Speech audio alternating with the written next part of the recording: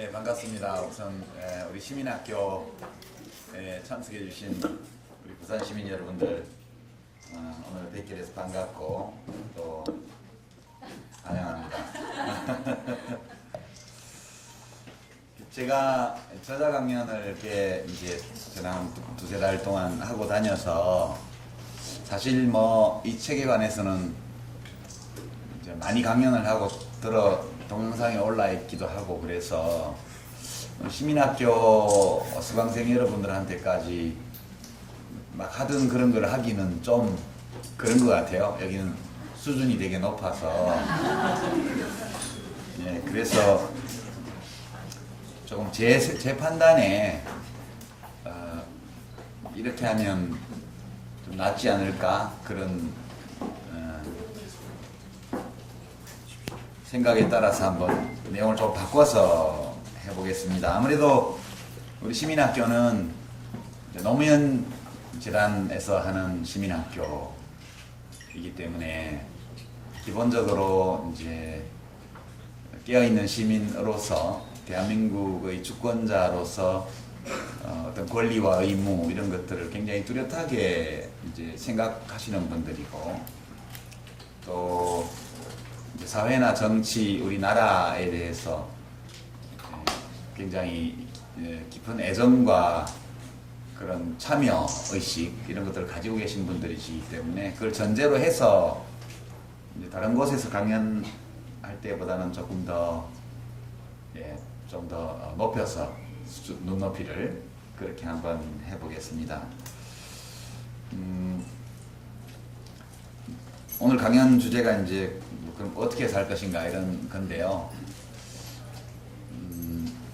사실 이 문제에 대해서 저도 오랫동안 이제 살면서 생각을 별로 안 했었어요. 그 20대 초반 무렵에 대학에 와서 지금 청와대에 계신 박 대통령 아버지가 청와대에 계실 때 그때 뭐 너무 그냥 입 다물고 살면 좀 비겁해질 것 같아서 20살의 피 끓는 청춘, 싱싱한 청춘이 벌써부터 저렇게 힘 있는 자들 앞에 그냥 굴복해서 그냥 못 본 척하고 지나가기가 좀 너무 비겁한 것 같아서 선배들 따라다니면서 뭐 유인물도 뿌리고 돌도 던지고 이렇게 시작한 이래로 그때 잠시 대학교 신입생 무렵에 좀 고민을 했었고 고민해본 결과 어떻게 살지를 어떻게 설계할 수가 없다. 이게 제가 전공이 그 당시에는 정해지지 않아서 이제 사회 계열로 들어가서 법대를 가나 뭐 그런 고민도 하고 있었는데 그런 고민들이 별로 의미가 없는 것 같았습니다. 왜냐하면 어차피 뭐 이렇게 차례가 되면 데모를 주동해서 한 2, 3년 감옥에 갔다 올 거고 그러고 나면 뭐 정상적으로 취직하거나 뭐 국가 일을 하거나 이런 거는 안 될 것 같고 뭐 선배들 흔히 그런 것처럼 번역을 한다든가 뭐 이렇게 하면서 대충 사는 거 아닌가?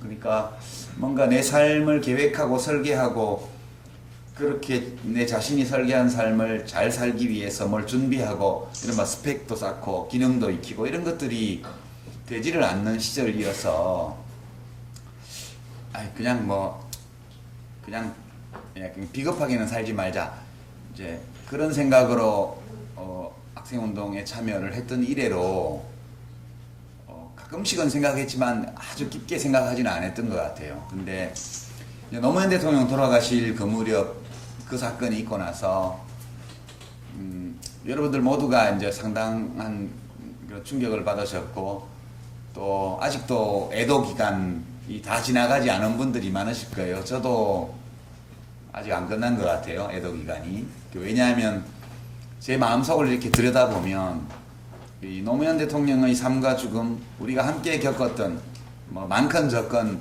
우리가 서로 연결되어 있다고 생각하는 어떤 공통의 경험 그리고 이제 그분이 세상을 떠나시는 과정에서 벌어졌던 많은 일들 이런 걸 생각해 보면 여전히 가슴 속에서 뭔가가 일렁일렁하는 느낌이 있어요. 이 이야기는 아직 애도 기간이 끝난 게 아닌 것 같다. 이제 다 보내드리고 이제 내 마음이 잔잔해지면 애도가 끝난 건데 아직 아닌 것 같다는 생각이 굉장히 많이 들고요.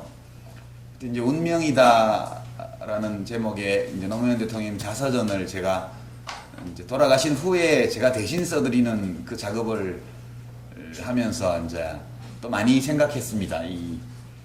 어떻게 사는 게 좋은 삶인가라는 문제에 대해서요.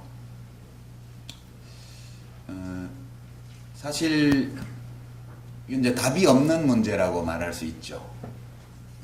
어떻게 살 것인가, 어떻게 사는 것이 잘 사는 것인가, 이런 것에 대해서는 정답은 없는 거라고 이제 우리가 생각할 수도 있겠습니다. 그러나 정답은 없다 할지라도 자기 나름의 답은 있어야 될 거 아닌가, 이제 그렇게 생각하죠. 여러 개의 답이 있는 문제라고 저는 생각을 합니다. 그리고 이제 그 당시부터 쭉 이대로 그냥 그때 정치를 제가 하다가 이제 낙선하고 뭐 이렇게 있던 와중이어서 이렇게 세상의 일과 내 삶을 별로 구분하지 않고 구별 짓지 않고 그냥 너무 비겁한 것 같아. 그래서 시작한 일들이 번져서 결국은 정치까지 하게 됐고, 저 국회의원도 2번이나 하고 뭐 장관도 해먹고, 기왕 이렇게 온 거니까 그냥 쭉 갈 거냐, 이런 고민들을 저도 많이 했죠. 근데 그 일이 진행되던 와중에, 그러니까 노무현 대통령께서 뭐 이제 가족에 대한 검찰 수사가 시작이 되고, 당신께서 이제 검찰에 이제 직접 가시고, 이런 과정에서 제가 이 세상에 대해서 조금 태도를 바꾸게 됐던 것 같아요. 그 전까지는 우리나라는 되게 문제가 많은데 그래서 좋아. 난 할 일도 많고, 되게 할 일이 없고 아무 문제가 없는 나라 같으면 삶이 얼마나 심심하겠어? 그렇게 생각을 하려고 노력을 했죠. 우리가 북유럽이라든가 서유럽에 안정되고 번영하고 아주 민주주의적인 나라들, 또 복지도 잘 돼 있고 이런 나라를 보면 굉장히 부러운데, 우리는 해결해야 될 문제가 되게 많고 불합리한 거, 비이성적인 거, 상식에 어긋나는 거, 이런 게 아직도 되게 많은 나라니까, 되게 할 일이 많으니까 변화도 빠르고 우여곡절도 많고 신나는 나라 아니야? 뭐 이제 그런 쪽으로 긍정적으로 생각을 하려고 노력을 많이 했어요. 그리고 이 정도 되는 나라에 태어난 건 굉장히 큰 행운이야, 그렇게 생각도 하고요. 근데 이제 4년 전에 그 일을 겪으면서 이 대한민국 사회, 추상적으로 사회보다 이 사회에서 나와 동시대를 살아가는 사람들, 정치인들이 쓰는 용어로는 국민, 학자들이 쓰는 용어로는 대중, 운동권에 쓰는 말로는 민중, 사회학자들 용어는 군중, 때로는 이 나와 함께 동시대를 살아가고 있는 사람들에 대한 느낌이 굉장히 많이 달라졌어요. 그러니까 그전에는 때로 이해가 안 되는 측면도 있고 뭐 그런 점도 있긴 하지만 되게 심정적으로 서운하거나 이런 거는 없었던 것 같아요. 무섭거나 이런 거는. 근데 그 일을 겪으면서 한편으로는 되게 무서워졌고요. 세상 사람들이 미친 것 같더라고요, 그때 생각에. 이제 그때 전개되던 일들을 돌아보면 진짜 광풍이라고 밖에는 말할 수 없는 그런 상황이었어요. 그리고 이제 연속해서 2번 이제 지금 이명박 대통령 거짓말을 엄청 입술에 침도 안 묻히고 낯빛을 하나도 안 바꾸고 입만 열면 필요할 때 모든 거짓말을 다 할 수 있는 사람을 대통령으로 뽑았잖아요. 그리고 5년을 살았고,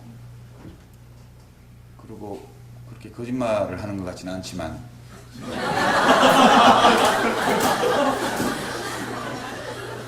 우리가 좋아했던 대통령들이 가지고 있던 지적인 면모, 이런 것들이 거의 보이지 않는 대통령을 또 뽑았잖아요. 근데 이제 뽑을 때마다 노상 하는 얘기가 잘 살아보세요. 6년 전에는 부자 되고 싶다. 부자 되세요. 여러분 돈 지갑을 두둑히 해드리겠습니다. 국민 성공 시대, 이런 거였고요. 이번에는 또 잘 살아보세요. 이제 속으로 도대체 얼마나 더 잘 살아야 되지? 우리나라가 지금 국민소득이 1인당 2만 불 시대인데요. 2만 불이면 대충 환율로 계산해서 4인 가족 평균으로 하면 8만 불이잖아요. 평균이라면 8만 불이면 약 1억 원 아니에요? 가계소득이. 가계소득이 1억 원 정도 되는 게 딱 평균이어야 되는 사회인데 그렇지 않잖아요. 그 문제가 있죠, 우리나라에는. 근데 사실 부자들은 말할 나위도 없고 중산층 정도 되는 분들이 요즘 입고 먹고 타는 거를 보세요. 고종 황제 폐하보다 훨씬 더 잘 먹는다고요.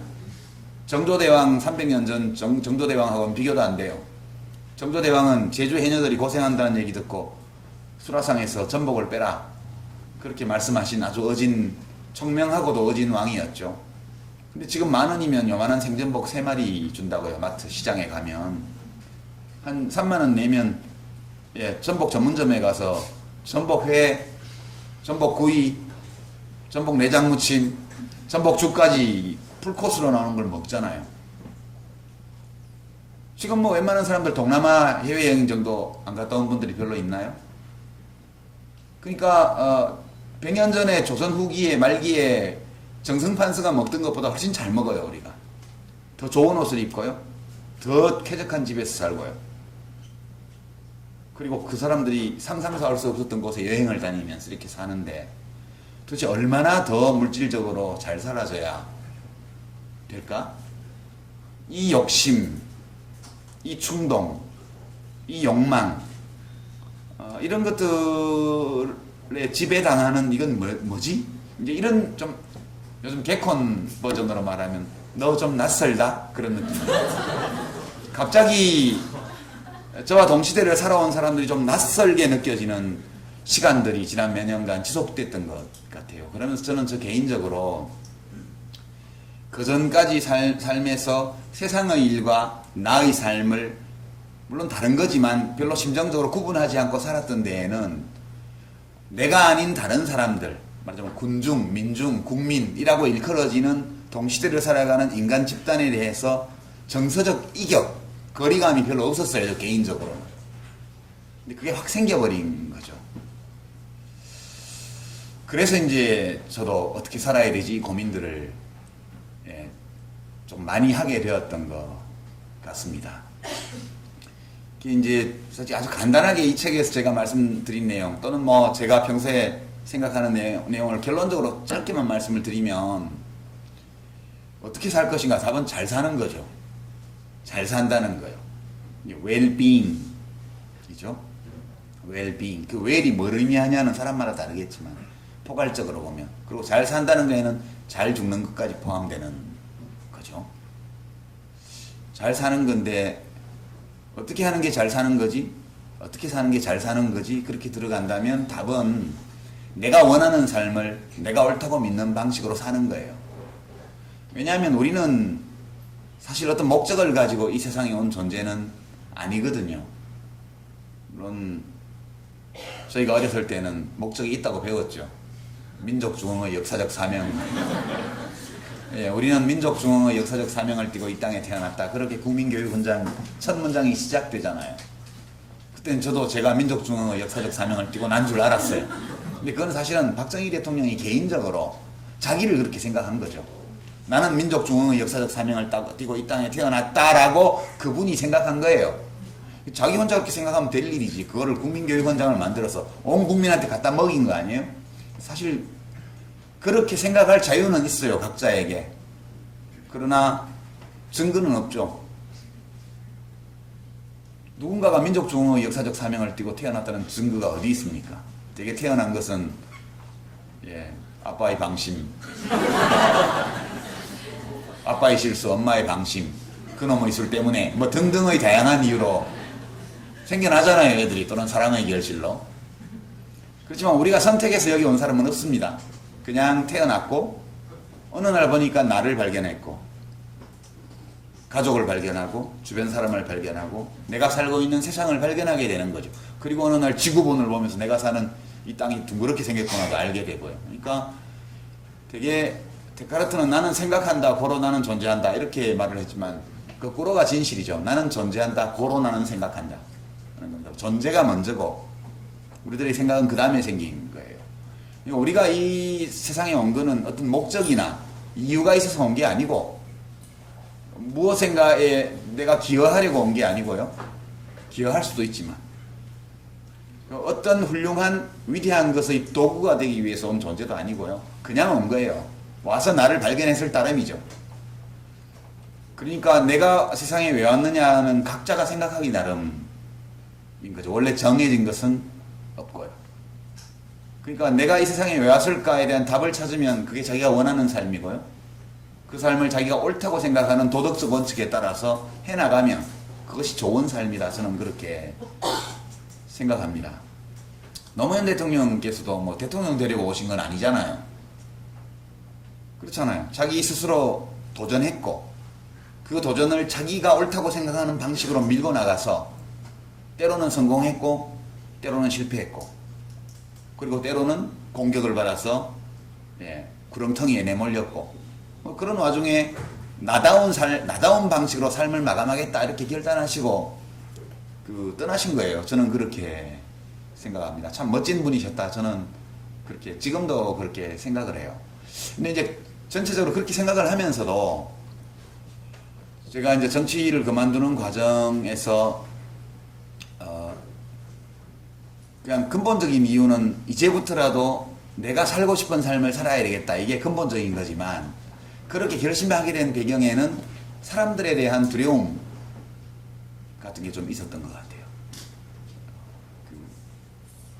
세상에 대한 사람들에 대한 거리감, 왠지 낯선 55년을 살아놓고 이제 와서 굉장히 낯설게 느껴지는 거예요. 그런 것들도 많이 작용을 했다 이렇게 생각합니다. 그런데 이 좀 무섭다 이렇게 느끼는 것은 이제 감정적인 측면이고 그럼에도 불구하고 그런 일이 일어날 수 있다 그런 판단도 한편으로 합니다. 그게 아주 누군가 나쁜 의도를 가지고 한 측면도 있지만 근데 이명박 대통령은 아주 나쁜 의도를 가지고 했죠. 그거를 아주 나쁜 사악한 의도를 가지고 했고요. 다만 그 의도는 죽이려고 한 것은 아니었다. 저는 그렇게 생각해요. 왜냐하면 되게 사람은 자기를 투사해서 남을 생각하거든요. 어떤 스님 말씀으로는 자기가 부처면 다 부처로 보이고 자기가 돼지면 다 돼지로 보인다고 그러잖아요. 이명박 대통령 같은 분은 노무현 대통령이 당했던 그런 일을 당해도 절대 자살하지 않을 거예요. 그런 방식으로 자기의 존엄을 지킬 의지를 가진 사람이 아니에요. 그런 사람이에요. 그러니까 거짓말을 하고 그것이 발각되어도 전혀 부끄러움을 느낄 능력이 없는 사람이에요. 그런 사람은 절대로 나를 버리라고 말을 한다든가 그래도 사람들이 안 버리니까 스스로 떠나거나 이런 일은 할 수 없어요. 그러니까 이명박 대통령이 사악한 의도를 가졌겠지만 스스로 목숨을 버릴 것이라고는 상상을 못했을 거예요. 자기가 절대 그럴 사람이 아니기 때문에 남이 그러려고 생각 못하는 거죠. 그럼 나머지 언론, 검사들 또 뭐 그런 언론의 보도를 보면서 막 손가락이 있던 사람들은 뭘까? 일어날 수 있는 일이다. 저는 그렇게 생각해요. 나쁜 의도 없이도요. 그래서 제가 이 세상에 대한 두려움, 사람들에 대한 서운함 이런 감정이 남아있는 한은 참 제대로 살기가 어렵겠다. 그런 생각을 하면서 많이 고민을 해봤는데요. 결론은 더러더러 사악한 의도를 가지고 그 일을 저지르는 사람들도 있고 지금도 유사한 나쁜 짓들을 하고 있지만 그래도 일이 이렇게 번져나가는 데에는 인간이 가지고 있는 근원적 한계가 작용하는 것 같다. 그렇게 생각합니다. 이제 그렇게 생각하면 마음이 약간 편해지더라고요. 그래, 누가 나쁜 의도가 있어서 그런 것이 아니고 원래 그런 거야. 인간이라는 거는. 그렇다면 만약에 인간이 그러면 안 돼라는 내 어떤 판단 때문에 서운함을 느낀다면 원래 내가 가지고 있던 판단이 좀 과한 거야. 그런 생각을 하게 되는 거죠. 사진을 좀 준비해 왔는데요. 아이고, 이게 아닌데. 이거 안 넘어가지, 왜? 이거.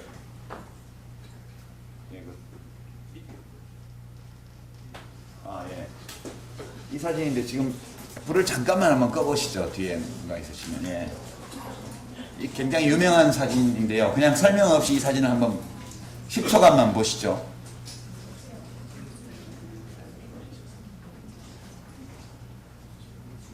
제가 노무현 대통령 서거와 관련되어서 몰아쳤던 언론의 광풍과 민심의 광풍 이런 것들이 무엇이었나? 지금 와서 그걸 어떻게 생각할 건가? 내 마음속에 여전히 남아있는 두려움에 대해서 내가 어떻게 판단해야 될까? 그런 고민을 하면서 이 사진을 보고 많은 것들을 느꼈어요. 이제 불 켜셔도 되겠습니다. 다 보셨죠? 이 사진은 1990년대의 아프리카 수단 지역에서 촬영된 사진입니다. 어떤 전문 사진 작가가 찍었고요. 뉴욕타임즈에 게재되었고 퓰리처상을 받았습니다. 이 사진으로. 근데 이제 그 작가는 약 1년이 지나고 나서 자살을 합니다. 30대 초반의 젊은 아주 촉망받는 작가였죠. 이제 이 사진을 보셨겠지만 뒤쪽에 있는 거는 멀리 있는 건 독수리고요. 앞에 있는 것은 죽어가는 작은 아이입니다. 여자아이였다고 그러는데요. 그 당시 수단은 내전이 벌어져서 정치적 혼란이 극도로 이제 심했고, 그런 가운데 부족 간의 약탈, 방화, 살인, 강간 이런 범죄들이 그냥 사방에서 벌어지고 있었고, 그렇게 해서 아주 수많은 난민들이 발생해서 국외로도 도망 못 가고 거기에서 죽어가는 그런 상황에 국제기구가 이제 구호 활동을 하러 들어갔죠. 그때 언론인들이 종군 기자처럼 같이 들어가서, 이 작가는 당시 사진작가로서 가서 프로 사진작가로 가서 구호소에서 멀리 떨어진 곳에는 무슨 일이 벌어지고 있나, 그것이 매우 궁금해서 혼자서 구호소에서 멀리 떨어진 지역까지 나갔습니다. 가다가 우연히 저 장면을 찍게 되었죠. 이 독수리는 죄가 없어요. 보면 독수리가 미워 보이는데 독수리는 죽은 고기만 먹기 때문에 저 아이가 죽기를 기다리고 있는 거예요. 그냥 독수리는 자기의 자연적 본능대로 행동을 하고 있는 거고요. 저 아이는 지금 죽어가고 있죠. 부모는 어딘지 아마 죽었겠죠. 저 아이가 어떤 고통을 느끼고 있을지 여러분 전달이 되죠? 전해지죠? 여러분들한테. 목이 마르고 배가 고프고 공포감에 사로잡혀 있고 이 상황이 뭔지를 몰라요. 우리가 이 사진을 볼 때 가슴이 갑자기 막 이상한 느낌에 사로잡히는 것은 저 아이가 토끼나 사슴이나 노루가 아니고 저게 사람이기 때문에 그래요. 우린 다 알고 있죠. 나와 같은 종에 속한 개체이고 우리와 똑같은 감정과 생각하는 능력을 가지고 있는 사람이고, 저 아이가 환경이 좋은 곳에서 태어났더라면 되게 우리가 살면서 느끼는 기쁨, 환희, 황홀감, 맛있는 음식, 그런 거요. 그런 즐거움을 다 누릴 수 있는 아이라는 걸 우리가 다 알고 있죠. 그러니까 실제 우리가 저 상황이 있지를 않고 수십 년 전의 상황이지만 저 사진을 보면 그 고통이 우리들에게 그냥 느껴집니다. 이게 신경생리학적으로는 우리 대뇌피질에 있는 거울 신경세포, 미러뉴런이라고 이제 생물학자들이 이름 붙인 그 세포 때문이라고 그래요. 그러니까 일종의 텔레파시 기능을 하는 건데, 소통을 직접 하지 않고도 다른 사람이 느끼는 고통, 아픔 또는 기쁨 이런 것들을 그대로 다른 사람이 느낄 수 있게, 자기가 느낄 수 있게 해주는 미러뉴런이 있다고 그래요. 이것 때문에 어린아이들이 엄마의 표정을 흉내내고요. 표정 변화만으로도 어른들의 생각의 변화를 끌어낼 수 있다고 그래요. 이런 소통, 감정의 교류 이런 것들이 필요하기 때문에, 그러니까 어떤 메시지가 아닌 그런 메시지를 통하지 않은 직접적인 감정의 교류 이런 것들을 하기 위해서 굉장히 정교한 안면 근육을 발전시켰고, 그리고 그런 것들을 인식할 수 있는 아주 정교한 안면 인지 능력을 우리가 가졌다는 게 이제 생물학자들의 설명인데요. 제가 하려는 얘기는 그 사진작가의 죽음과 관련된 얘기예요. 이 사진이 뉴욕타임즈에 게재되자마자 신문사로 엄청난 항의가 쏟아집니다. 작가에 대한 말도 못할 비난이 쏟아지고요. 항의, 전화, 편지 이런 것들 때문에 뉴욕타임즈의 업무가 마비될 상황까지 갔었다고 그래요. 어떤 항의 전화였는지 짐작이 되시죠? 되게 이 사진을 보면 첫 번째 드는 느낌이 아픔, 슬픔, 고통 이런 거예요. 연민. 조금만 더 들어가면 그냥 분노로 가게 돼요. 분노가 첫째로는 저놈의 나라의 위정자들은 도대체 뭐 하는 놈들이야? 부터 시작했어요. 그 다음에 더 깊이 들어가면, 누가 찍은 거야? 그리고 저 사진작가는 저 상황에서 사진이나 찍고 있단 말이야. 저 애는 어떻게 됐지? 아무 설명이 없잖아요. 그러니까 저 상황을 보면서 사진을 찍은 행위에 대한 분노예요. 그래서 이제 비윤리적이다. 저 상황이면 인간이라면 애를 구해야지 사진을 찍고 있냐? 사진작가로서의 명성이 그렇게 중요하냐? 그리고 이런 비윤리적인 사진을 실어준 뉴욕타임즈는 뭐냐? 연쇄적으로 그런 분노들이 일어난 거예요. 아주 자연스러운 감정입니다. 그리고 이제 작가가 자살을 한 것은 그 비난 때문만은 아니고 다른 개인적인 여러 가지 어려움이 겹치면서 1년쯤 지나서 자살을 합니다. 그럼 이제 진실은 뭐였을까? 진실은 그 사진작가는 진짜 무슨 일이 일어나고 있는지를 알고 싶었어요. 그래서 이 지역의 참상을 구호소 근처에서도 충분히 볼 수 있었지만 구호단체의 활동에 대한 세계인의 관심을 촉발하고 국제기구의 문제 해결을 위한 지원을 촉구하려면 이 지역에서 벌어지고 있는 참극을 더욱 생생하게 전할 수 있는 사진이 필요하다 이렇게 판단을 한 거예요. 그래서 구호소에서 멀리 떨어진 곳까지 간 겁니다. 가다가 우연히 저 장면을 보게 되죠. 그래서 빨리 사진을 찍었어요. 그런 다음에 쫓아가서 저 독수리를 쫓아버립니다. 애를 구했냐? 못 구했죠. 왜 못 구했냐 하면 애를 구하고 싶었는데 구호소에서 너무 먼 곳이기 때문에 애를 구하려면 안고 가야 돼요. 이미 기진맥진한 아이이기 때문에. 근데 구호 활동가들과 취재진에게 주어진 행동 강령에 따르면 전염병이 사방에 퍼져 있었기 때문에 난민들과의 직접 신체 접촉을 절대 하지 마라. 그것이 아주 중요한 행동 강령 중에 하나였어요. 그래서 이 작가는 저 아이를 구하지 못하죠. 오랫동안 저 아이를 지켜보면서 어떻게 해야 될까 고민하다가 끝내 못 구합니다. 그리고 나서 이제 이 사진이 게재되고 나서 엄청난 항의를 받았을 때 이제 가까운 친구들에게 정말 울면서 얘기를 했죠. 그래도 안아줄 걸. 그러니까 저 아이를 안아주지 못하고 자기가 돌아온 거 때문에 너무너무 괴로워했다고 그래요. 이게 이제 실제 있었던 일입니다. 그러면 그 뉴욕타임즈와 사진작가를 엄청나게 비난했던 그 분노한 민심, 독자들의 분노 이런 것들은 부당한 것이었나? 아닌 거죠. 그것도 정당한 거죠. 사진작가와 뉴욕타임즈 편집진에 무슨 잘못이 있었느냐? 어떤 잘못도 없었죠. 모두가 자기가 생각하는 바 올바른 행동을 하기 위해서 노력했어요. 결과적으로 보면 이 사진작가와 뉴욕타임즈에 대한 비난의 광풍이 불었던 거죠. 그러니까 이것은 전형적으로 소통이 실패한 사례입니다.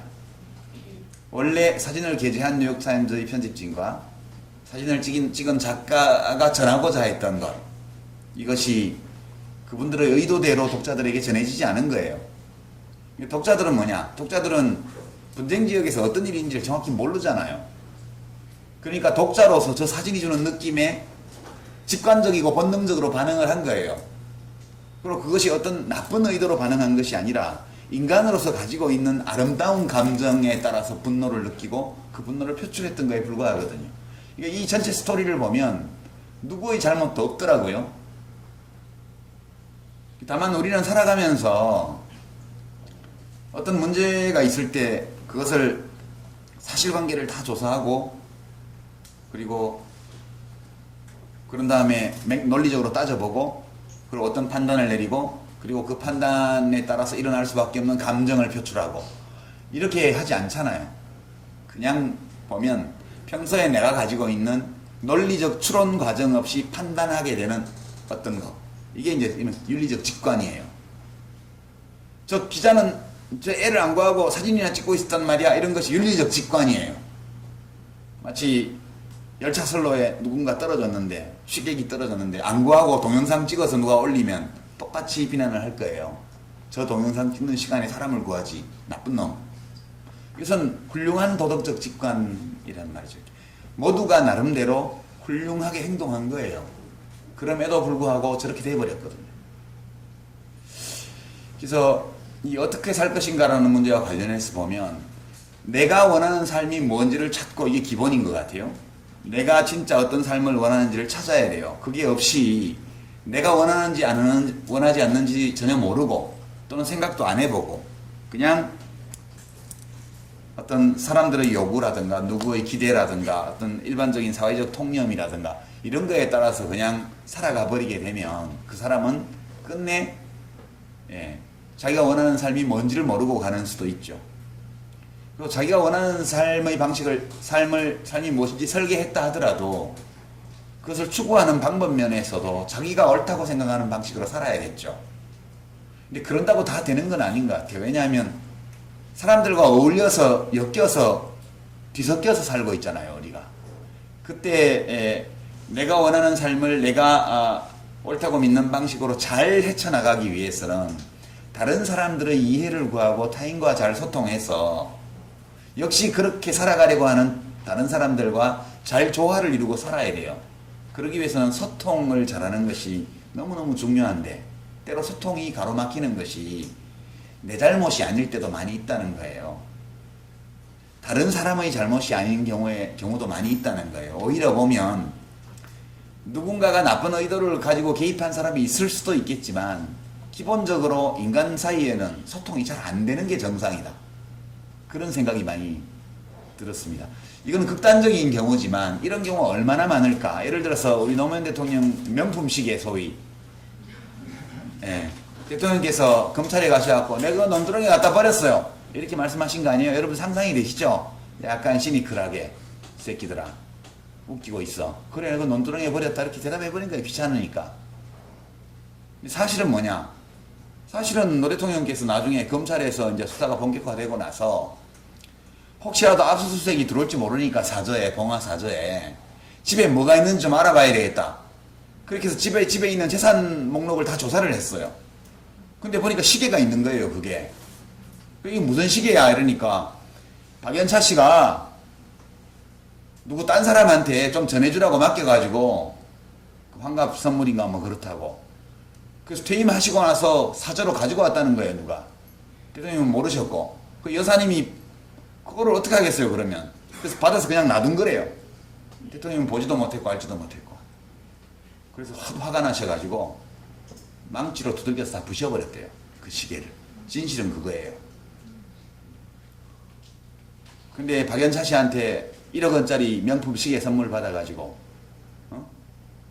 하다가 논두렁에 버렸다. 하도 가짜니까 그렇게 그냥 대답하신 거예요. 제가 보기에는. 근데 그걸 흘려내보내서 그럼 사람들이 야 봉화마을에 시계 주스러 가자 그렇게 했잖아요, 네티즌들이. 무슨 악의가 있었겠어요? 저는 그렇게 생각합니다. 물론 정치검사들, 청와대 이명박 참모들, 이명박 대통령 자신 이런 사람들은 사악한 의도를 가지고 죽이려고까지 간 건 아니지만 정치적으로 죽이려고 한 거죠. 그러나 그때 일어났던 그 광풍이라는 것은 다 조작되었다고만 생각하기에는, 누군가의 나쁜 의도로 일어났다고 생각하기에는 너무 지나친 거였어요. 그래서 저는 이거랑 비슷한 게 아니었을까. 그때 야 나 아르바이트 삼아 알바 뛰지 말고 논두렁에 시계 주스러 가자 이렇게 댓글 올렸던 네티즌 많았죠. 근데 그분들도 무슨 악의가 있었던 것은 아닌 것 같아요. 그냥 그런 뉴스를 듣고 사실이라면 욕먹어야 돼 이렇게 생각했을 거예요. 왜냐하면 사람들이 진실을 다 알아보고 판단하는 게 아니니까. 대통령이 아는 사람한테 1억짜리 시계를 선물을 받았으면 잘못된 거니까 이렇게 판단을 하고 자기 나름의 정당한 분노나 냉소를 표출한 거라고 저는 생각을 해요. 그럼 그것이 노무현 대통령의 잘못 때문이었을까? 저는 아니라고 봐요. 그 네티즌들의 잘못이었을까? 그것도 아니라고 봐요. 그냥 그렇게 일이 벌어진 거예요. 이런 것이 인간 사회의 소통의 기본이 아닐까? 그러나 만약 누군가가 이건 뭐 좀 더 깊은 게 있는 것 같아 이렇게 해서 깊이 들여다보고 사실을 규명하려고 노력하고 좀 더 여러 가지 가능성에 대해서 염두에 두고 신중한 판단을 하면서 소통한다면 그것은 매우 훌륭한 일이죠. 제가 이 사진과 관련되어 있는 사건에서 많이 위안을 받은 것은 그 모든 일들이 다 사악한 의도 때문에 일어난 것은 아니었다. 인간의 삶에서는 그런 일이 왕왕 일어난다. 또는 일반적으로 그것이 일어날 개연성이 매우 높은 일이다. 개인의 삶에서도 보면 아무리 자기는 잘하려고 해도 직장 상사가 계속 구박을 한다든가, 자기는 좋은 의도로 뭐 입사 동기한테 무슨 말을 했는데 그쪽에서는 이상하게 받아들인다, 이런 일을 많이 겪잖아요. 나 없는 데서 다들 모여서 내 뒷담화 까는 것 같고, 그럴 때 이것이 내 탓이다 이렇게 생각을 하면 굉장히 괴로워져요, 삶이. 어차피 나도 남의 뒷담화를 까잖아요. 그리고 나도 다른 사람의 행위에 대해서 그 사람이 진짜 무슨 의도로 무슨 뜻으로 그런 걸 할까라기보다는 내가 그냥 직관적으로 받은 어떤 느낌에 따라서 판단을 하잖아요. 다들 그렇게.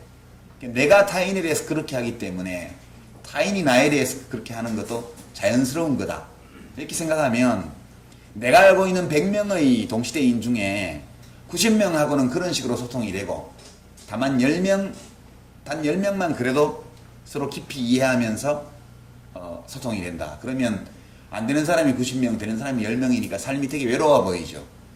그게 아니고 100명 중에 10명씩이나 그런 사람이 있기 때문에 인생은 굉장히 아름다울 수 있다, 이렇게 생각하는 게 맞는 게 아닌가, 그런 생각이 많이 들었습니다.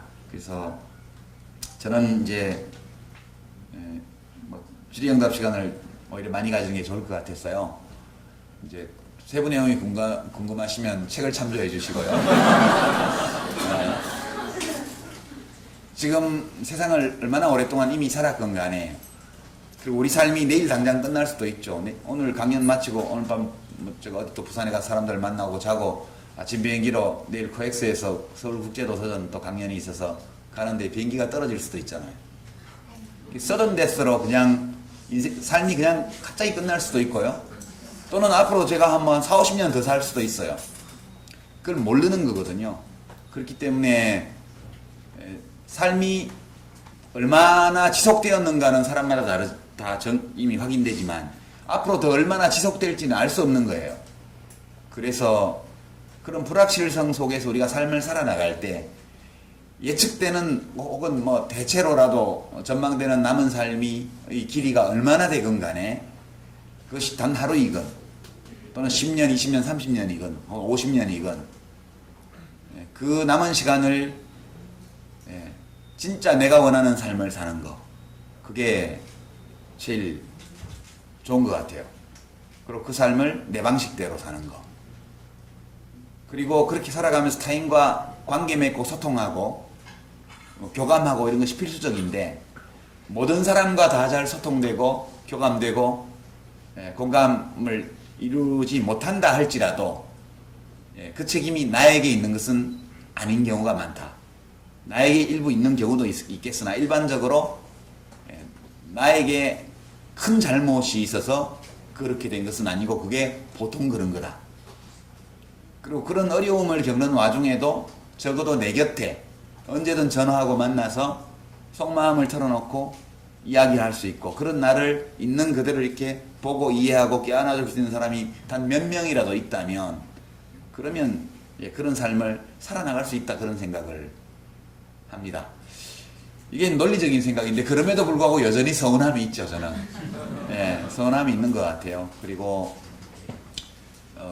내 삶을 어떻게 사는가, 이것이 되게 중요한 시기에 와 있다, 그런 판단을 하고, 우리 사회가 정말 상식이 통하고 원칙이 바로 선 사회가 되기 위해서는 이제는 제도의 개선만으로는 한계에 왔다, 저는 그렇게 느낍니다. 결국 민주주의라는 것도 철학적으로 자립한 개인들이 많이 있을 때 민주주의가 되는 것이지, 누군가가 문제를 해결해 주기를 기대하는 의존적 국민들만 있을 때에는 민주주의도 제대로 될 수 없는 것이다, 그렇게 저는 생각합니다.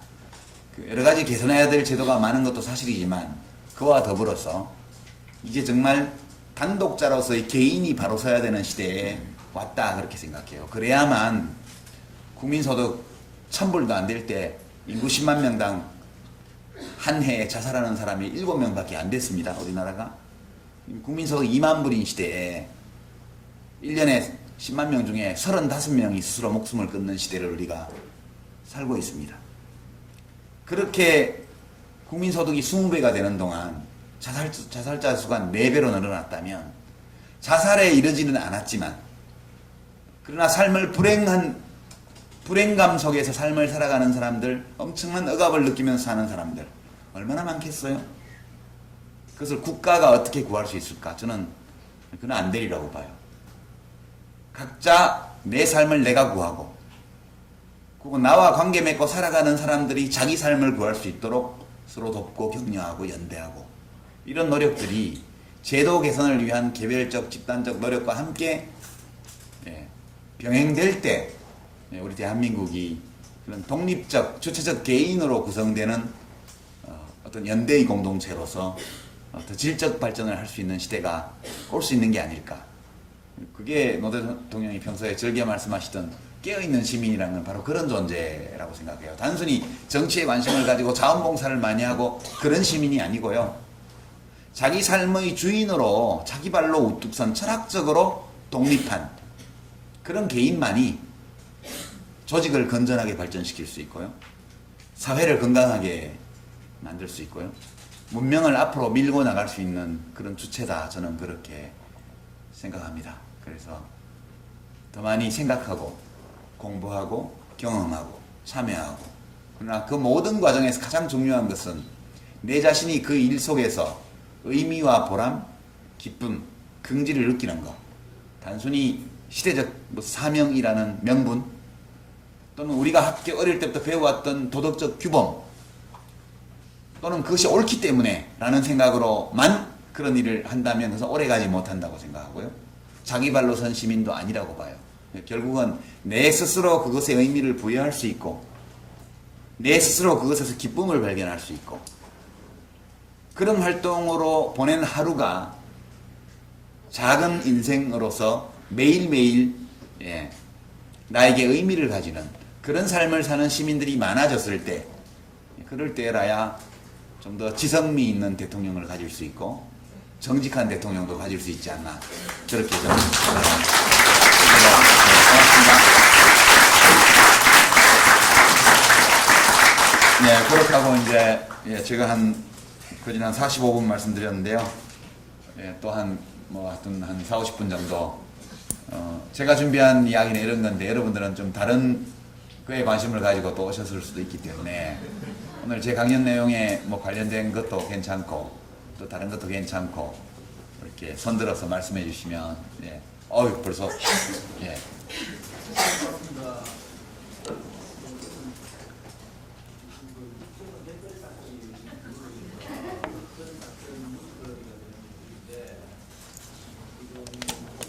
사회 진영에서는 하야를 촉구하는 분들도 있고 표창원 교수님께서도 꽤나 센 발언을 한 걸로 알고 있습니다. 심지어는 지금 오늘은 서울대 학생들이 시국 선언까지 이야기하고 있는데 시간이 그걸로 올라가서 만약에 노무현 대통령님께서 그 당시 집권 여당 김대중 대통령님이 암묵적인 국정원에게 지시를 했거나 아니면 국정원 내부에서 그런 일을 했다는 걸 나중에 알고 대통령 당선자 이후에 그런 일을 알았더라면 어떻게 대응을 했을까 하는 게 궁금하고 지금 상황이 한나라당 국회의원들이 그러니까 한나라당 국회의원들이나 지금 보수 진영에서 그걸 하야를 촉구한다고 한다면 그 대통령 당선 이후에 어떻게 했을지 궁금하고 만약에 낙선된 노무현 대통령 후보라면 그걸 어떻게 이끌어갈 건지 그리고 나아가서 지금 요번에 국정원 댓글 사건이 요번 대선에 끼친 영향이 한 몇 프로의 영향을 끼쳤습니까?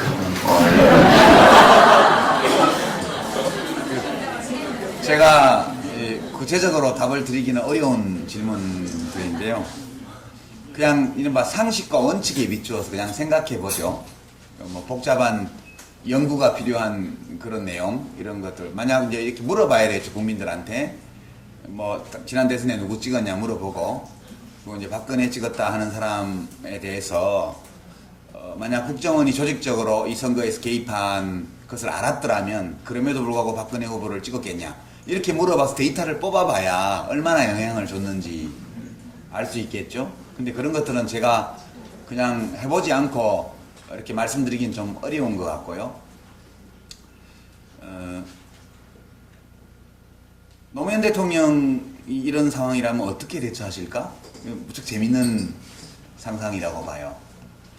또는 내가 박근혜 대통령 입장이라면 어떻게 해야지? 그런 생각 한번 해보시죠. 근데 그건 이제 경우에 따라 다른 것 같아요.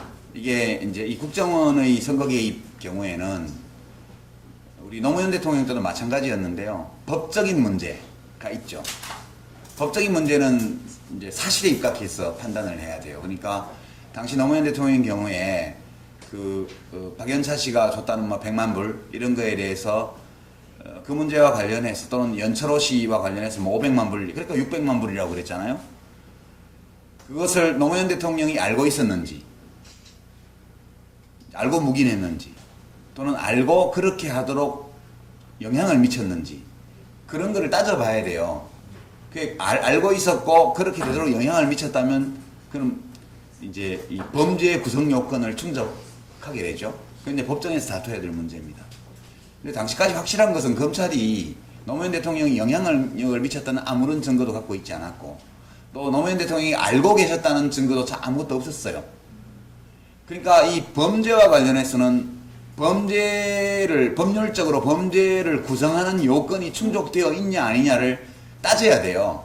그래서 노 대통령께서 피의자의 권리로서 수사팀의 교체를 요청하신 적이 있잖아요. 이명박 대통령한테.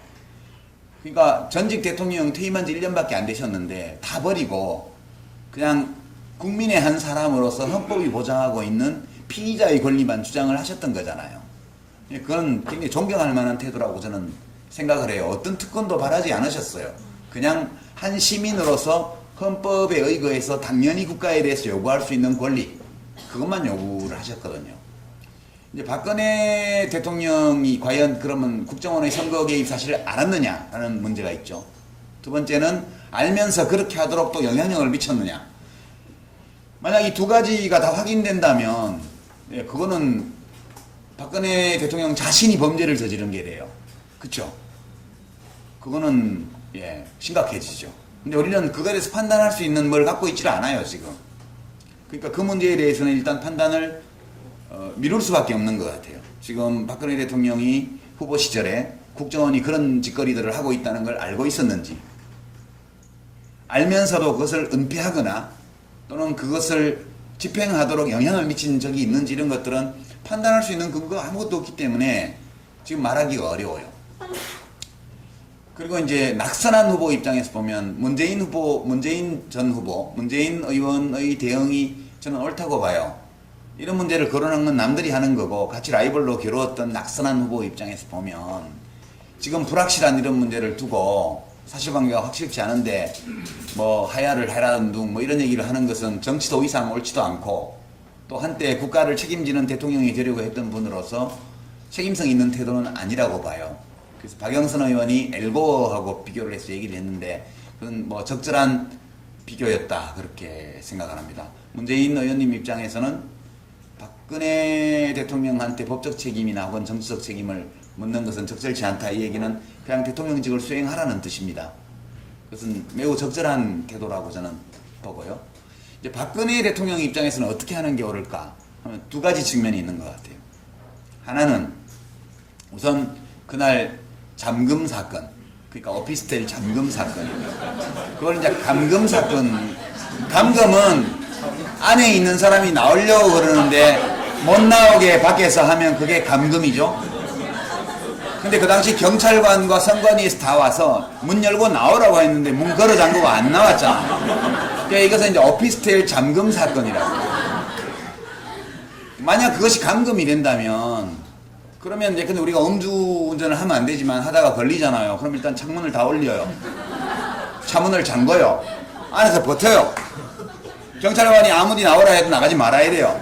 그 다음날 한숨을 푹 자고 술이 다 깬 다음에 문을 열고 나와서 그 경찰관을 감금 혐의로 고소해야 돼요.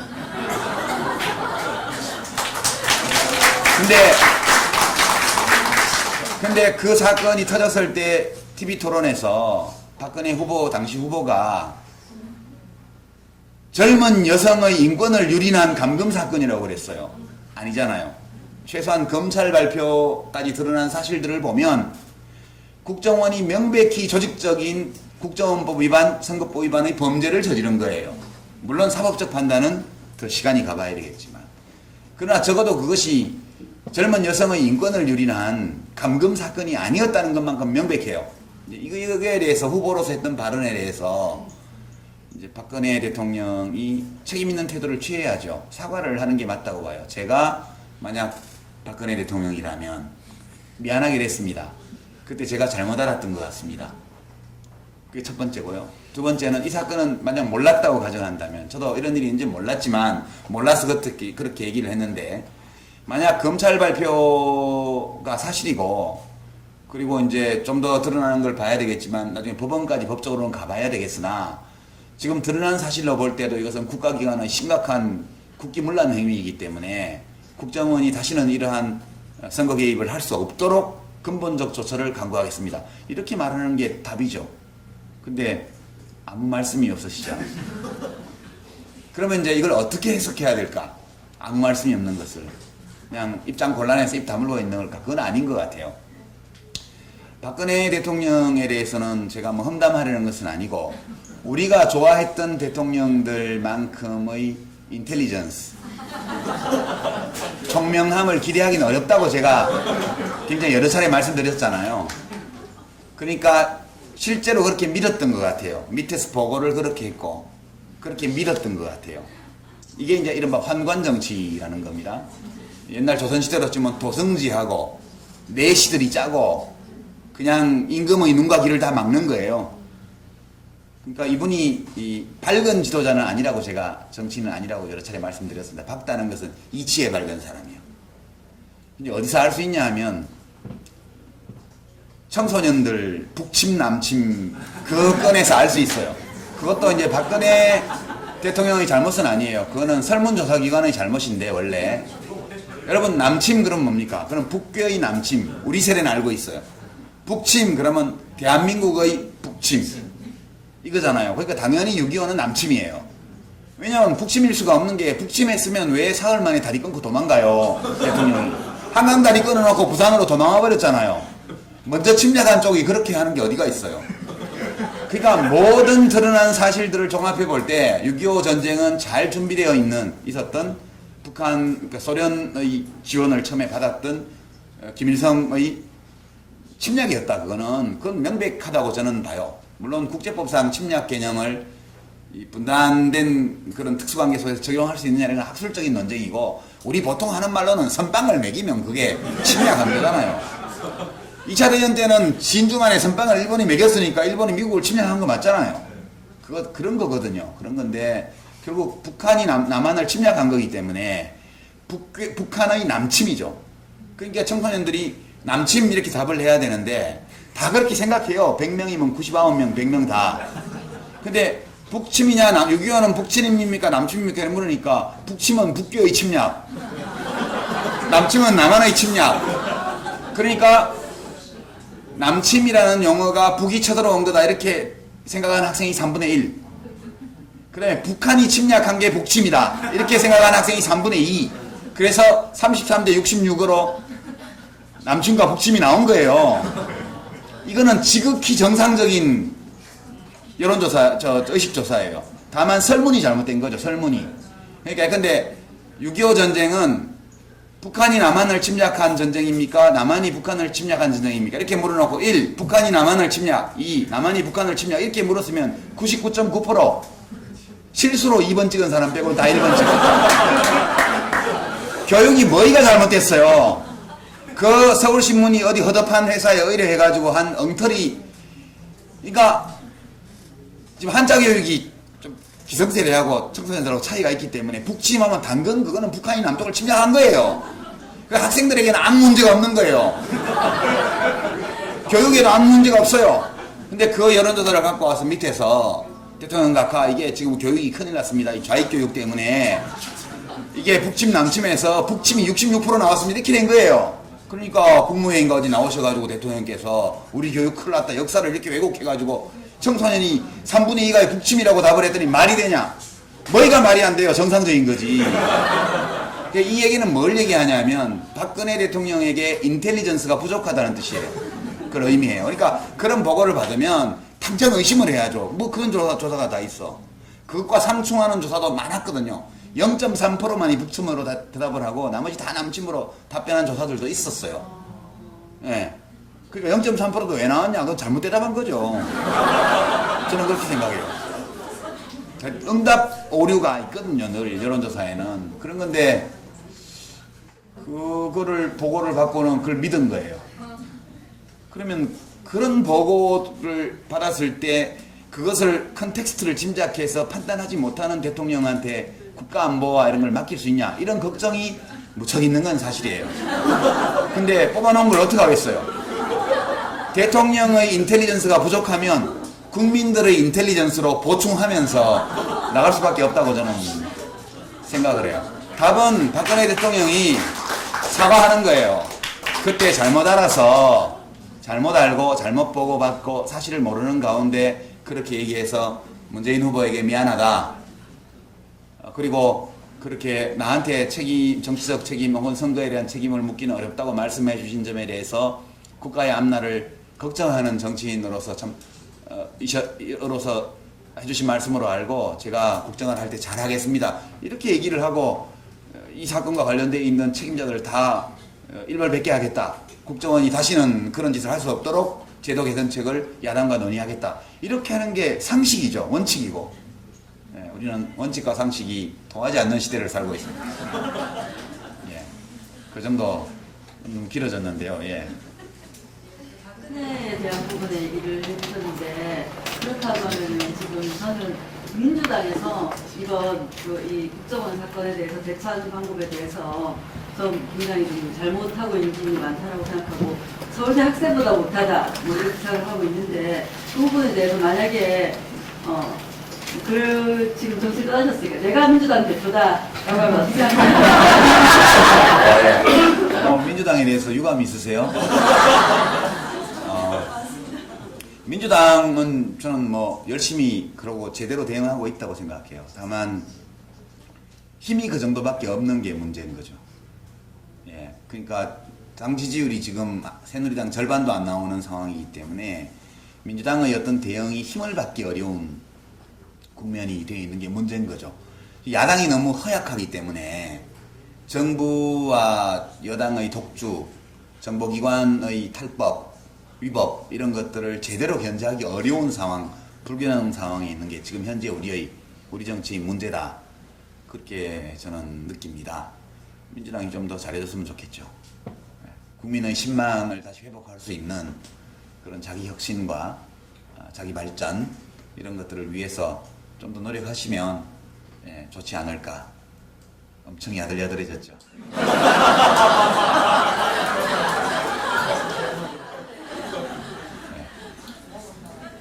예. 저희 오늘 강의가 농민시민학교의 강의 세 번째 강의로 들었습니다. 정치적 관심이 저희들 국민들 시민들이 정치적 무관심이라고 하지만 관심이 아주 세계적 다른 나라와의 비교해 봐서 아주 강한 것으로 생각을 합니다. 그런데 5천년 역사를 주장하고 우리가 강조하고 자랑하고 있지만 실제로는 일제 이후 45년 2차 대전 종전 이후 신생국가로서 경제발전, 신속한 경제발전과 또 이후 80년 6.29 이후 어느 정도의 민주화를 이뤘다. 나름대로 자부도 하고 이래 되는데 그동안 너무 속도를 빨리 해온 결과로 정말 이전의 여유 같은 그런 부분을 우리가 다 잃어버리고 빨리빨리 그 병에 전부 다 369 게임을 할 정도로 그러다 보니까 그 사이에 빠졌던 그 부분의 부작용을 지금도 저희들이 느끼고 있지 않나 생각합니다. 이전에 우리 뭐 금수강산 했던 것도 전부 다 지금은 정수기 외에는 그 물을 제대로 먹지 못하는 그런 정도인데요. 그렇게 발전을 해온 그 한계도 지금 오지 않았나. 정치에 대한 관심은 우리가 많이 갖고 있지만 그 정치 외에 함몰되어 있던 여러 가지 복지 그 부분도 그렇고 경제적인 부분이 지금 우리 두 자릿수 경제 발전이 지금은 세계 평균 성장률에도 못 미치고 있는 그런 부분인데 물론 뭐 저는 오히려 관심되는 부분이 다른 분들이 이런 그 낭물 타개하는 그 방안은 그 분단 상황을 빨리 종식을 해서 북한과의 관계 개선에 따른 뭐 경제 졸파구를 그렇게 이야기하는데 결국에는 그게 우리 그 한반도 안정과 함께 복지 그런 부분도 다 포함되는 부분이 아닌가 싶은데 우리나라의 지금 그 정치적 그 부분에 많은 관심 못지않게 경제를 지금 활로를 찾는 부분도 중요하다 생각합니다. 그러니까 네. 그 장관님 이제 두 갈래 질문이 섞여 있는데요. 우선 이제 경제 문제부터 말씀을 드리면 저희가 이제 학교에서 배우는 경제 성장 이론 중에 이제 네오클래식 이른바 신자유주의 성장 모델이라는 게 있어요. 그게 이제 가장 이상적이고 바람직한 조건이 다 만들어졌을 때 성장률이 어떻게 되느냐 이걸 알려주는 건데 그 커브가 이렇게 생겼어요. 이렇게. 그러니까 시간이 가면 갈수록 성장률이 저하되도록 원래 모델 자체가 그렇게 돼 있어요. 최선의 조건에서도. 그러니까 이제 어떤 거하고 비슷하냐 하면 30점 받던 학생이 60점을 올리는 건 쉬워요. 좀만 공부하면 그렇게 올라간다고요. 60점 받는 학생이 80점 올리는 건 그거보다 좀 더 어렵고요. 80점짜리가 90점 되기는 더더욱 어려워요. 이제 그런 이 생산량이 늘어날수록 원래의 생산 수준이 높기 때문에 추가적인 생산을 같은 양을 하더라도 성장률은 계속 내려가게 되어 있습니다. 물론 칼 마르크스는 이걸 다른 원인에 의해서 분석을 했지만 신자유주의 경제학의 이 원래의 원론적인 성장 모델에 따르더라도 국민소득이 올라가면 올라갈수록 성장률은 지체되게 되어 있는 게 기본적인 겁니다. 그건 이제 그럼 왜 그런 성장의 저해가 이제 오나 이렇게 보면 여러 가지 이제 이론적인 설명이 있지만 되게 생산이 자연을 착취하는 것을 전제로 하거든요. 착취할 수 있는 자연의 한계가 오면 자동적으로 생산의 비효율성이 높아지기 때문에 그게 떨어지게 됩니다. 말씀하신 것처럼 한국이 80년대에 두 자릿수 경제 발전, 70년대 뭐 중반 이후에 하는 과정에서 정말 금수강산이 똥물처럼 변했었어요. 지금은 많이 좋아진 거고요. 낙동강도 지금 많이 좋아졌죠. 80년대보다. 한강도 비교할 수 없을 정도로 좋아졌고요.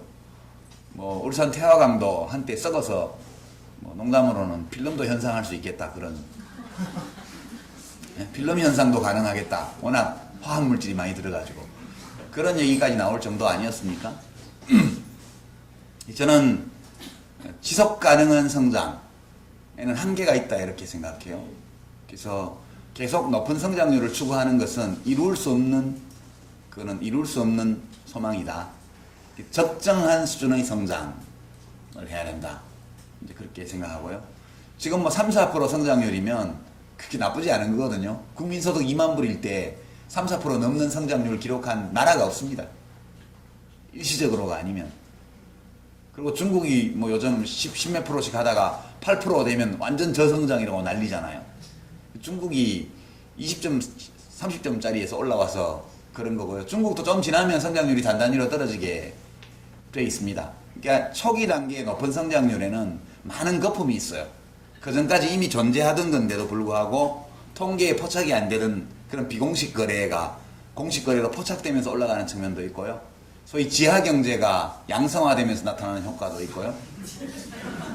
지금 우리 경제 성장률을 올리려면 성매매 산업을 합법화하면 금방 1, 2% 올라가요. 통계에 안 잡히는 게 그냥 잡히기 때문에.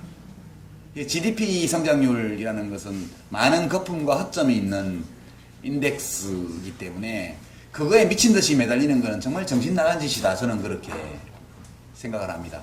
아주 견고하게 3, 4%씩 해마다 성장할 수 있으면 그만하면 된 거 아니냐. 정치할 때 같으면 이렇게 말을 못 하는데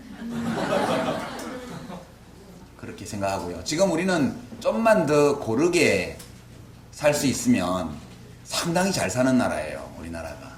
국민소득 2만 불이면 진짜 아까 말씀드렸잖아요. 연봉 9천만 원, 1억 이 집집마다 평균 다 되는 거예요. 4인 가족에. 근데 그런 집이 몇 집이나 됩니까? 우리나라에 지금. 그러니까 뭔가 잘못되어 있는 것은 생산을 너무 적게 하는 문제라기보다는 생산한 것을 어떻게 나누느냐에 대해서 지금 비정규직제도 이런 거요. 한 100년 지나면요. 역사책에 나올 거예요. 그때 정말 이상한 제도 있었다고. 노예제도 지금 불과 150년 전까지 미국에 있었잖아요. 지금 누구나 그 터무니없는 제도라고 얘기를 하죠. 근데 그 제도 없애는데 전쟁을 했잖아요. 그런 거거든요. 우리가 지금 가지고 있는 삶의 양식이 항구적인 것도 아니고 초역사적인 것도 아니에요. 이것은 2000년대 초반에 우리나라에 나타난 특수한 형식에 불과한 것이고요. 고쳐나가야 되겠죠. 이 경제는 그렇게 말씀을 드리고 정치적인 면에서 보면 우리나라는요. 아까 제가 개인의 철학적으로 독립한 개인이 많아야 민주주의가 된다 이렇게 말씀드렸는데 개인이 철학적으로 독립해가는 과정을 몇백 년에 걸쳐서 유럽의 민주주의 선진국들은 겪었잖아요. 임금님 목 잘라 죽이기도 하고요. 그러다 다시 반혁명이 일어나서 다시 새 임금님이 들어오기도 하고요. 혁명이 일어나고 내전을 치르고 다시 반혁명이 일어나고 국가 간의 전쟁이 일어나고 전 유럽이 나폴레옹 전쟁 때 프랑스 대혁명 이후에 나폴레옹 전쟁에 휩쓸렸잖아요. 그러니까 결국 여러분 상상이 되세요? 고대 그리스 시대에 이미 지구가 둥글다는 사실에 대해서 사람들이 알고 있었어요. 지구 둘레를 이미 그때 측정했거든요. 에라토스테네스라는 알렉산드리아 그 대도서관 관장인가 하는 사람이 이 정오에 떨어지는 햇빛이 떨어질 때 햇빛 떨어지는 각도가 다르다는 사실을 알고 하인을 시켜가지고 인접 도시까지 걸어오게 한 다음에 그 각도 차이하고 걸어온 거리를 계산해서 지구의 둘레를 대충 맞췄거든요. 그때 이미 지구가 둥글다는 사실을 알고 있었고요. 그 다음에 그 당시 천문대의 관측 기록을 보면 수성이나 금성 같은 이른바 태양계 내행성의 운행 데이터가 지구 중심으로 태양이 돈다면 설명할 수 없는 움직임들이 너무 많이 일어났어요. 그래서 의문을 가지고 그때 이미 지구가 중심이 아니고 태양이 고정되어 있고 지구가 돈다는 생각을 했다고요. 이미 증명을 못했을 따름이죠. 근데 그렇게 발전해 갔던 자연에 대한 이해 이런 것들이 무려 1000년 동안 암흑 속으로 들어간 게 이해되세요? 중세 유럽에 가톨릭이 지배한 그 1000년 동안 자연의 본질과 자연의 원리를 탐구하는 모든 활동을 신의 이름으로 금지하고 결국 1000년이 지나서 갈릴레이 같은 사람이 종교재판에 회부되잖아요. 그 사람은 주류 중에 주류였는데 1000년이에요. 1000년 생각해보세요. 1000년 동안 인간 지성이 거의 완벽하게 억압되어 있다가 르네상스 시대에 와서 비로소 그때 알렉산드리아 대도서관을 약탈했던 아랍인들이 아랍어로 가지고 와서 아랍어로 페르시아어로 번역해놨던 그 그리스 로마 시대의 고전들이 다시 라틴어로 재번역되어서 유럽으로 수입되면서 1000년 동안 묻혀있던 인간 지성이 부활하게 되는 게 르네상스입니다. 신중심에서 인간 중심으로요. 그 르네상스부터 시작해서 이른바 계몽주의 시대의 수백 년을 거쳐서 독립된 자아라는 관념이 성립됩니다. 그리고 서양의 유럽의 민주주의는 이 독립된 자아라는 철학적 토대 위에서 구축된 것이 민주주의거든요. 우리나라는 뭡니까? 우리나라는 고종 황제 폐하가 다스리다가요. 갑자기 일본 왕이 천황이라는 이름으로 와서 또 다스리다가요. 총독 보내가지고 어느 날 갑자기 전쟁이 끝나고 38선 이북에는 장군님이 오셔서 다스리셨고요. 38선 이남에는 이박사가 오셔갖고 국부가 되셨어요. 국부. 프란체스카에서는 국모가 되고. 그러니까 우리나라는 그렇게 개인을 해방시키고 철학적으로 독립된 자아를 발견한 개인들이 연대를 구축하는 계몽의 시대가 전혀 없이 헌법의 민주공화국이라고 박은 거예요. 민주공화국이라고 선포하면 뭐예요? 그 민주공화국을 해나갈 수 있는 개인들이 결국 4.19부터 시작해서 6월 항쟁에 이르기까지 그 수십 년의 기간 동안에 우리 국민들이 민중이 스스로를 계몽하는 시기를 몇십 년간 겪은 거예요. 근데 무지하게 짧은 시간 동안, 불과 한 40년의 시간 동안에 유럽에서 400년 동안 했던 산업화를 다 따라 붙였고요. 최초의 산업혁명이 났을 때부터 근 400년이에요. 그리고 르네상스 이후에 계몽기를 거쳐서 오늘 현대민주주의 이르기까지 약 또 한 300~400년에 걸친 정치적 변화 과정을 우리가 40년 동안 다 해내버렸어요. 그러니까 한국 국민들이 이룩한 거는 믿을 수 없을 정도입니다. 제가 보기에는. 인류 역사에서 이렇게 짧은 기간에 한 세대 만에 이렇게 몇백 년의 변화를 압축해서 모방이죠, 모방. 이미테이션 한 거예요. 후발주자로서. 선행주자들이 수많은 오류와 희생을 치르면서 했던 것들을 단박에 미국 헌법에서 뺏겨가지고 대한민국 헌법에 집어넣고 미군정 하에서 그리고 헌법대로 해라 이렇게 싸우면서 민중이 스스로를 계몽하는 그 과정이 몇십 년 있었지만 우리는 근본적으로 개인이 철학적으로 독립한 개인이 국가 권력에 대해서 독립을 선포한 적이 없는 나라예요. 그래서 여전히 대통령은 왕의 관념으로 들어앉아 있고요. 박근혜 씨가 대통령이 된 이유 중에는 현직에 있으면서 부하에게 암살당한 비극의 왕 박정희 임금님이 있는 거예요. 그래서 뭔가 그게 남아있는 거예요. 저는 그렇게 생각해요. 우리 노무현 대통령은 퇴임하시고 1년 반도 안 돼서 돌아가셨지만 후임자의 공격을, 정치적 공격을 받아 스스로 목숨을 끊은 비운의 전직 대통령. 전직 대통령도 왕이에요. 그러니까 사람들의 마음속에는 아직도 대통령이 아니라 왕이 있는 거예요. 왕이. 우리는 왕을 목 잘라 주신 적이 없는 민족이에요. 한 번도. 그러니까 이 계몽의 과정이 우리는 좀 한국적인 과정을 거치고 있는 것이다. 그래서 좀 막 서양 학문을 막 공부하고 외국의 역사를 알고 이런 사람의 눈으로 보면 얘가 너무 계몽이 안 되고 더딘 것 같아요. 더딘 것 같지만 결국 광저항쟁을 겪은 지역은 계몽이 훨씬 많이 됐죠. 그렇지 않은 지역보다. 어디라고는 말 안 하겠어요. 이 계몽이라는 것은 누가 누구를 계몽시키는 것이 아니고 사람들이 스스로 자기가 눈을 뜨는 과정이에요. 계몽이라는 것은. 그러니까 타인의 눈에 자기를 비추어 볼 수 있는 그런 교양과 지성을 가진 철학적으로 독립한 주체로서의 개인. 이것이 지역마다 좀 다른 거예요. 경험에 따라서. 그런 것이고 그런 관점에서 보면 매우 훌륭하게 해냈어요. 적어도 외견상으로는. 그러나 이 훌륭하게 약 몇십 년 동안 해낸 이런 것들을 안정된 기반 위에서 더 격을 올려서, 격 되게 중요하거든요. 격. 예, 격은 장관이냐 차관이냐 이게 아니고요. 품격이라는 게 있는 거예요. 품격이라는 게. 그러니까 우리 사회는 아직도 시민들 개개인의 품격, 그건 자기 자신에게 달린 건데 그것이 우리가 가지고 있는 제도라든가 이 제도를 구성하는 원리에 비추어 볼 때 아직은 계몽 과정에 있는 나라이다. 그래서 우리 민주주의는 아직 완전하지 않은 것이고 때로 잘 작동하지 않는 것처럼 보이지만 그럼에도 불구하고 해마다 연말이 되면 예산안도 통과시키고요. 가끔 뭐 우한마도 등장하고 뭐 경호권도 발동하지만 필요한 법도 때로 통과시키고요. 제때 좀 늦어도 그럭저럭 돌아가는 정치를 갖고 있는 거거든요.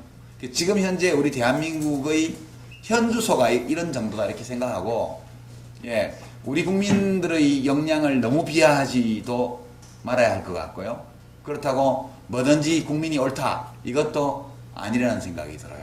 우리 국민들은 참 예, 보면 왔다 갔다 해요. 어떨 때는 노무현 김대중도 뽑고 어떨 때는 이명박 박근혜도 뽑고 그러는 거 아니겠어요? 우리만 그런 게 아니고 미국도 그래요. 미국도 오바마 2번씩이나 뽑은 국민들이 고전에는 부시를 또 2번이나 뽑았잖아요. 우리나라 같으면 동생이 주지사로 있는 동네에서 부정선거 해가지고 개표가 늦어지는데 나만 나겠어요? 대통령 당선자가? 벌써 니 나가 하야해 물러나 이렇게 나오죠.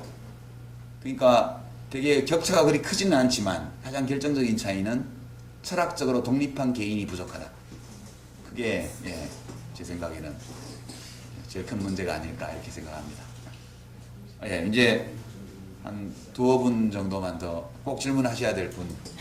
두 분만 하겠습니다. 그러면 먼저 하시고 나중에 하시고. 예. 자기애가 표출하는 그런 아,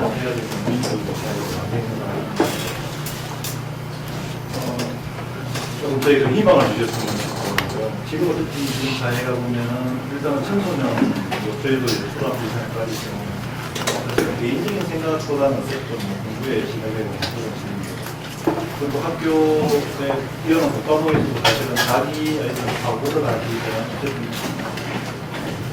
주입식 이런 지식입니다. 그리고 대학교에 들어가서도 뭐 어떤 그 개인적인 뭐 그런 것보다는 또 취직을 하기 위해서 모든 자기 시간 다 투자해야 되고 그런 사회에서 과연 지금 좀 전에 말한 그런 더구나 이제 우리가 성인 돼서도 처자 전공에서 하지만 끝까지 일하면서 나눠 생각할 그런 정신적 여유가 없는 그런 사회에서 이렇게 하고 그런 사회에서 어떻게 해야지 이렇게 그 개인 철학적으로 자기애라든가 그런 예. 확고한 지금 질문의 취지는 철학적으로 독립한 어떤 자각한 개인이 이렇게 자라나기에는 우리 교육 환경이나 사회 풍토가 너무 척박하지 않냐, 이제 이런 질문이신데요. 여기 계신 분들은 스스로 뭐 100점짜리는 아니지만 주체적인 삶을 나름 고민하면서 살고 있다고 느끼시잖아요. 자기 자신에 대해서. 뭐 안 느끼시면 할 수 없고요. 근데 그렇게 느끼시는 분에 한해서 제가 질문 드리고 싶은 거예요.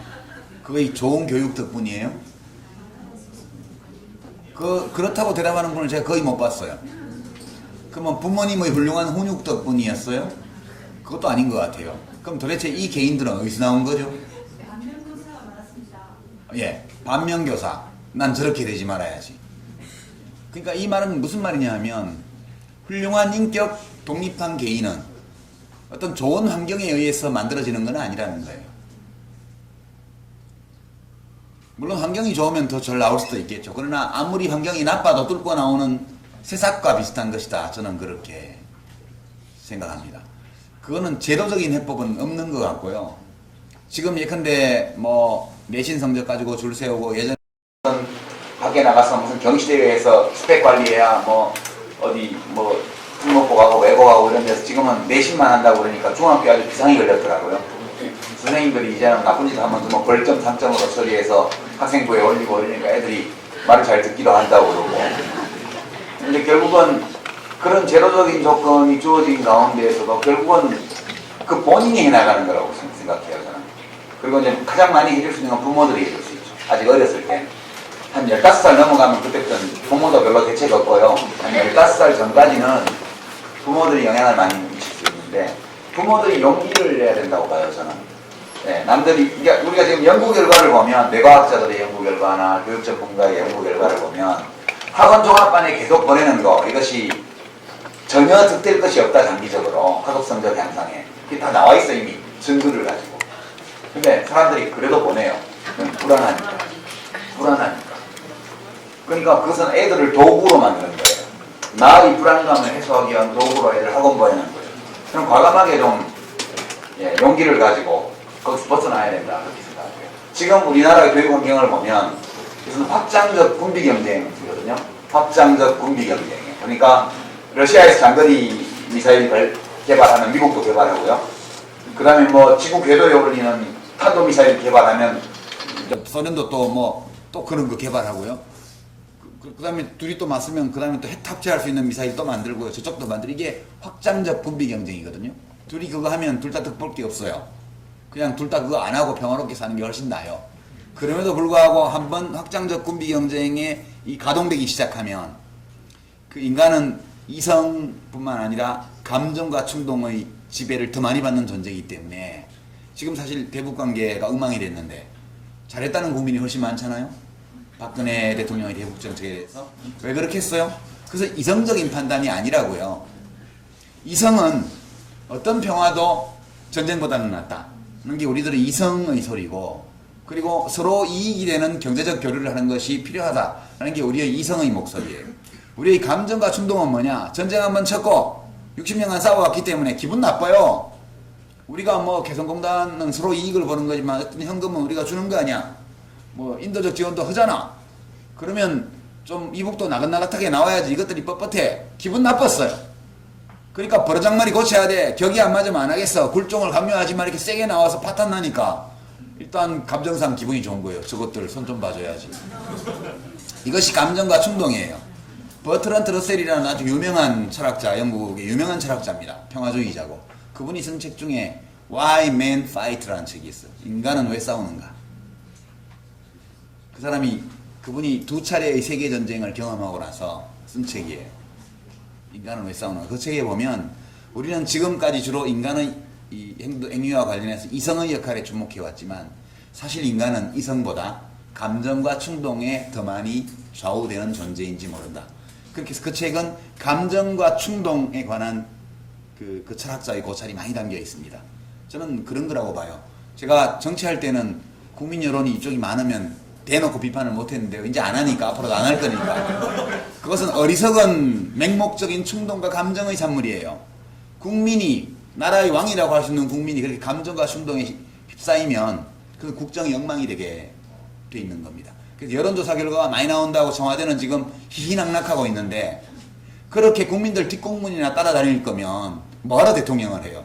대통령이 이랬다는 것은 때로 일시적인 국민 여론을 거스르면서도 진정 선한 것, 옳은 것이 무엇인지에 대해서 고민하고 국민의 의사를 존중하지만 때로는 그걸 설득하고 나갈 수 있는 용기, 이런 것들이 훌륭한 지도자에게 요구되는 덕목이잖아요. 맨날 여론조사에서 국민 시킨 대로 할 것 같으면 컴퓨터 하나 청와대에 갖다 놓지 뭐하러 대통령을 뽑아요. 맨날 여론조사 돌려갖고 많이 나오는 쪽으로 하면 되지. 그러니까 이런 것이 철학의 빈곤을 얘기해 주는 거다. 저는 그렇게 느끼고요. 답이 없어요. 지금처럼 가면 아이들 키우면 부모들이 이제 소득이 늘어났기 때문에 예전에 저희들이 어릴 때는 다 가난했고 일부만 부유했으니까 일부 부유층만 과외를 시키고 나머지는 똑같이 자기 힘으로 했어요. 얼마든지 좋은 학교 갈 수 있었죠. 지금은 부모들이 돈이 많기 때문에 경쟁적으로 모두가 확장적으로 군비 경쟁을 하는 거예요. 이쪽에서 뭐 100만 원짜리 과외 시키면 저쪽 150만 원짜리 시키고 뭐 저쪽에서 무슨 100만 원짜리 컨설팅 받으면 저 200만 원짜리 받고 그렇게 가는 거 아니겠어요? 그리고 국내에서 안 되면 해외 연수 보내고 결국 이렇게 자기가 가지는 경제적 부 이런 것들을 자식의 성적 경쟁에 확장적으로 사용하기 시작하면 모두가 거의 다 휘말려드는 거죠.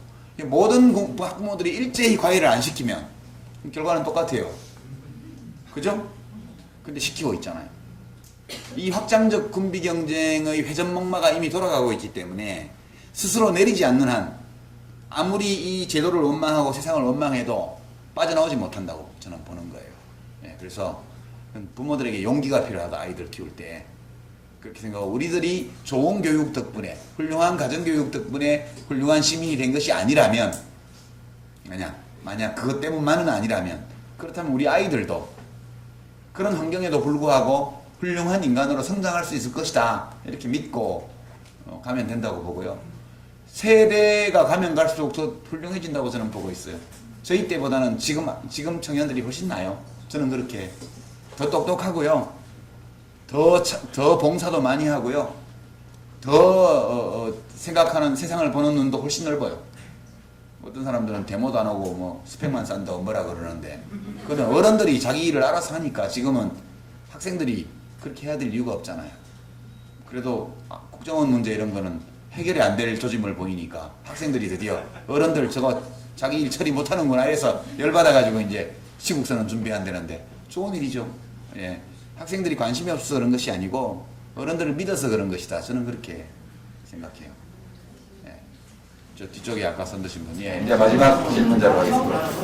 이 딸이 서울대학교 다니고 네? 서울대학교 다니고 딸이 제 딸이요? 예, 원래 졸업했어야 되는데 아직 못 둘 중에 하나 물어보고 싶은 서울대학교 법이 나온 데에서 찬성하시고 다른 반대하시고 했던 걸로 칼럼에 한번 본 적이 있었어요. 그리고 하나 묻고 싶은 거는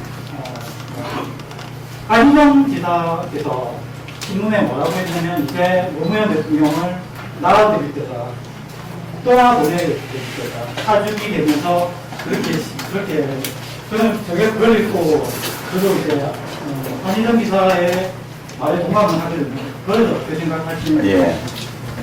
두 개만 하시죠. 예. 국립대 법인화는 제가 이제 찬성한 건 아니고, 저는 제 딸이 이제 법인화 반대 투쟁한다고 막 도서관하고 총장실 점거하고 무슨 이상한 동영상에 나오고 막 그러더라고요. 뭐 총장실 프리덤인가? 거기 보니까 거기도 나오고 그래서 저는 이렇게 얘기했죠. 그거는 교수들로 하여금 싸우게 해라. 교수들로 하여금. 과연 그것이 학생들이 이 공부를 안 하고 밤에 잠을 못 자가면서까지 학생들이 나서서 싸울 문제냐, 그게. 만약 교수들이 침묵으로 일관한다면 가게 내버려둬라, 그거를. 그래서 학생들이 싸울 만한 가치가 없는 일이다. 이제 그런 게 제 입장이었고, 그 입장은 지금도 변화가 없습니다. 만약 그게 그렇게 나쁜 거라면 교수들이 나서서 막아야죠. 예, 저는 그렇게 생각하고요. 학생들에게 평소에 학교 운영과 관련해서 아무런 권리도 주지 않으면서 그 문제에 관한 싸움까지 학생들에게 맡긴다면 그럼 그건 교수 사회가 너무 비겁한 거다. 그렇게 저는 생각했습니다. 만약 그것이 진짜 나쁜 거라면 교수들이 나와서 막아야 되고요. 그게 나쁘지 않은 거라면 교수 사회에서 학생들을 설득해서 가도 괜찮다. 그렇게 대화로 해결을 해야 되고, 그 문제를 학생들이 투쟁하게 한다는 거는 저는 어른들이 자기 할 일을 못하는 거다. 그런 입장입니다.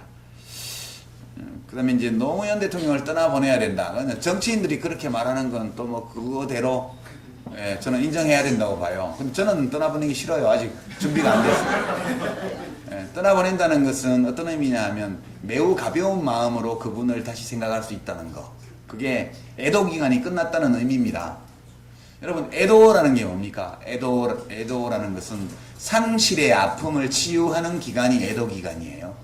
우리는 소중한 어떤 것을 잃어버렸을 때 또는 빼앗겼을 때 굉장히 큰 슬픔을 느낍니다.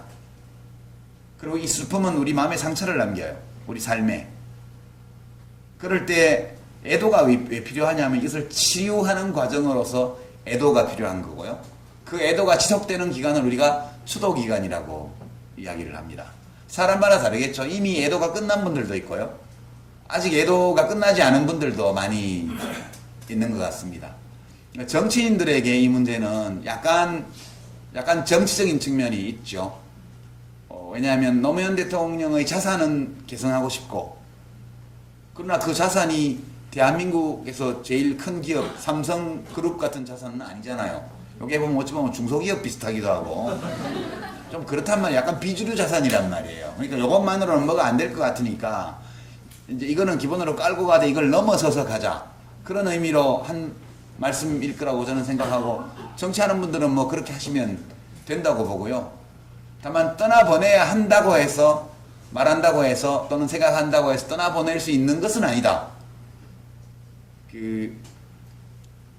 그분의 죽음이 우리 사람들에게 남긴, 각자에게 남긴 슬픔, 그 슬픔으로 인해 입은 상처, 그리고 그 상처가 이렇게 아려올 때마다 어떤 사람들에 대해서 느끼는 감정, 이런 것들이 총체적으로 있죠. 그런 것들이 다 소화되고, 그래서 그런 것들을 생각해도 감정의 동료가 없어지는 상태, 이때가 애도 기간이 끝나는 기간이라고 저는 봅니다. 그때는 떠나보내라 말라 안 해도 자연스럽게 그분이 우리들의 가슴을 떠나서 어딘가에 이렇게 자리를 잡으실 거라고 봐요. 그래서 그거를 너무 그렇게 떠나보내야 한다느니 아니라느니 이런 거는 각자가 알아서 하면 되지. 뭐 그렇게 뭐 당위적으로 뭐 해야 되는 것처럼 그런 건 아니라고 봐요. 저는 저 개인으로 말씀드리면 이제 애도 기간이 앞으로 상당 기간 갈 수밖에 없지 않나? 그런 좀 세월이 가면서 옅어지긴 옅어지지만 그래도 아직은 아니 그거 안 떠나가시는 걸 어떻게 해요? 이제 떠나가실 만한 상황이 되면 우리 마음에서 이렇게 떠나실 거라고 저는 생각해요. 그때까지는 자연스러운 마음의 상태, 감정의 흐름 이런 것들을 받아들이면서 그런 감정조차도 내 삶의 한 구성 요소로 이렇게 가지고 살면 되는 문제 아닌가? 그렇게 저는 생각합니다.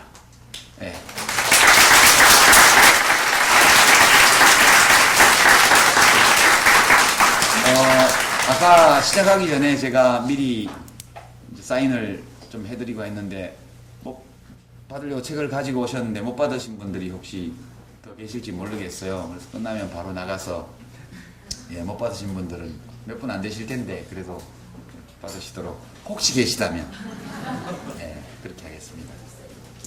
고맙습니다.